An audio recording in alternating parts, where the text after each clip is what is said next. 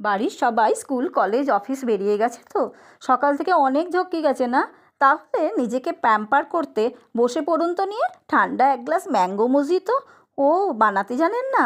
দেখে নিন রেসিপি। লাগবে আমের পাল্প, পাতিলেবু, পুদিনা পাতা, সোডা ওয়াটার, বিট নুন, মধু এবং কয়েকটা বরফের কিউব। প্রথমে গ্লাসের মধ্যে পাতিলেবু, পুদিনা পাতা, বিট নুন এবং আমের পিউরি দিয়ে ভালো করে মিশিয়ে নিন।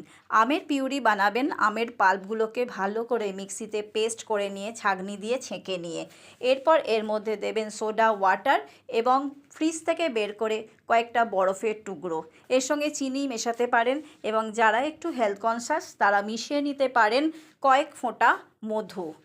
আমের মিষ্টি টেস্ট আর সাথে লেবু আর পুদিনার সুগন্ধ মিলে মিশে একাকার। জাস্ট 1 মিনিটে বানিয়ে ফেলুন এই রিফ্রেশমেন্ট ড্রিঙ্ক আর বলুন, আহা ঠান্ডা ঠান্ডা কুল কুল।